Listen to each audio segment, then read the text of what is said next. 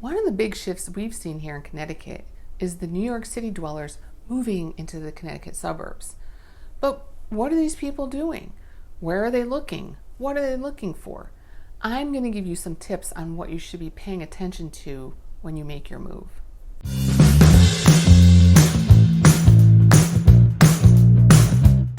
Hi, I'm Stacy Olson with the Valentini team at William Ravis Real Estate, and on my channel, I'm going to teach you everything you need to know about living on the Connecticut coast. Working from home has been a game changer. For many folks living in New York City, they lived there because it was just the ease of commute to their job. But now, some are permanently working from home, or they only need to go into the office 1 to 2 times a week. This opens up a ton of possibilities of where you can live. So you've made the decision that you want to move into Connecticut, but where do you start? What do you look at? Well, I'm going to tell you a couple things you should be thinking about months ahead of your move to prepare you. So the first thing you should be thinking about is your commute. Some people are permanently working from home, which is fantastic. That opens up, honestly, you can live anywhere in the state of Connecticut then. But if you still need to commute into the city, you need to think about a couple things. Do you want to take the train? If you do, then you're most likely going to want to stick to towns that have the Metro North station, which would be mostly southern Fairfield County.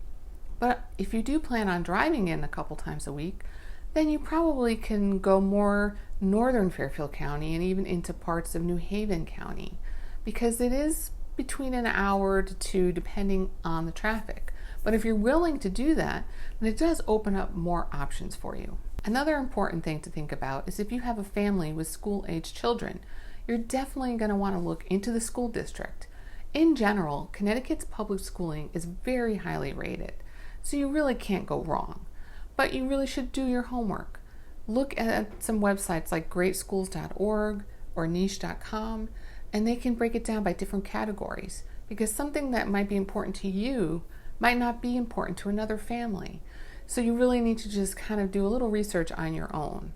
But in general, there are plenty of great public and private school options for anybody in Connecticut. Another important thing to think about are amenities. Coming from an environment like New York City, where everything is within a block or two of where you live, and then moving to Connecticut can be quite the culture shock.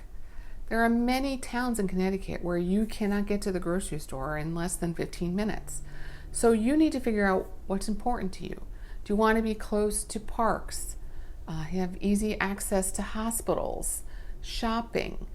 You really need to think about all of these things before you make your move. So think about your day-to-day life and what you want it to be like. If you have to be close to a bus line, then you're going to need to focus on towns that actually have buses. Or if you want to be within 10 minutes of the shore, then you need to only look on the shoreline. Or if shopping is important to you, you need to be within 5 minutes of a grocery store. These are things you need to think about, because there are some towns in Connecticut where you go and they don't have buses, they don't have a shoreline, and the nearest grocery store is 15 minutes away. So these are all very important things you need to think about before you make your decision on where you want to live. The closer you are to New York, it's going to be a little bit more bustling, right? There are areas where you can get a little bit out into the woods, but in general, you're going to have ease of access to many, many amenities.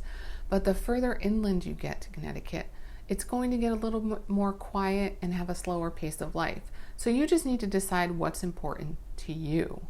What I highly recommend you do is to come up here for a day visit. Drive around to a couple different towns, see what makes each of them unique. Do you like this one versus that one? What does this one have that this one doesn't? And it really helps you focus your search on where you want to live. Some other things you need to think about are recreational activities. Are you wanting to be near the Long Island Sound? Or does a town pool suffice? Or do you prefer lake swimming? Do you want ease of access to things like basketball courts and pickleball courts and tennis courts? These are all important factors when making your decision. And don't take them lightly, because you might be like, oh, it's okay for now. But a year from now, you might be like, I wish I had moved to a town that had a town pool.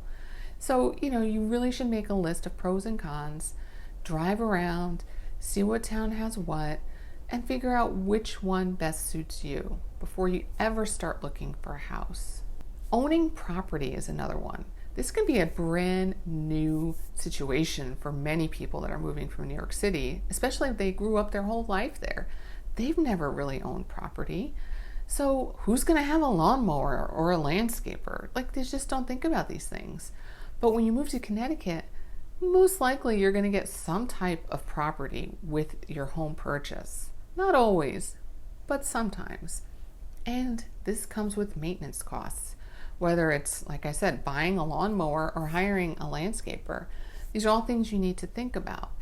And property sizes can be vastly different as well. Some are 1/10 of an acre. Well, you can get like acres and acres of land in some areas of Connecticut.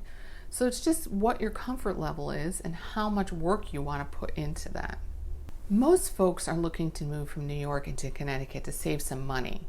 Let's be honest, affordability is a huge factor for why people are moving out of the city.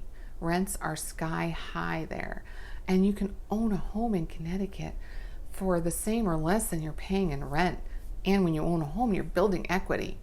So just to give you a little bit of a comparison, if you moved from New York City, let's say to Stamford, Connecticut, which is pretty close to the New York line, you're still going to save. Your median home price is about 15% less than a home in the city. But if you're willing to travel a little further, like to Milford, Connecticut, which is a little bit more east but up the shoreline, you can save as much as 40% on the median house price. So that's a huge difference, and everybody likes to have a full pocket full of money, right? So many people, when they move to Connecticut, do see a substantial savings when they purchase a home here. So let's say you've done all your homework, you've narrowed it down to a couple towns you're interested in. It's important to work with a lender. You want to get pre-approved so you know how much you can actually afford. But please remember that you need to work with a lender who is licensed in the state of Connecticut. I just had something happen where people were using a lender in New York, but they weren't licensed in Connecticut. So that doesn't help them. Then they need to start the process all over with someone that is licensed here. So just make sure you see if they're licensed in both states before you move forward with one lender. And most importantly, you should get a real estate agent that is local to the market you're looking in, because they can drive you around and tell you things about the area that you might not have been able to find on your own. And if you ask them questions, they're going to be a wealth of knowledge, not only on the housing market, but also on the recreational things to do and the amenities in that local market. Well, since you are considering moving to Connecticut, you should understand what that really means. Check out this video where I tell you about all the hidden costs of moving to Connecticut.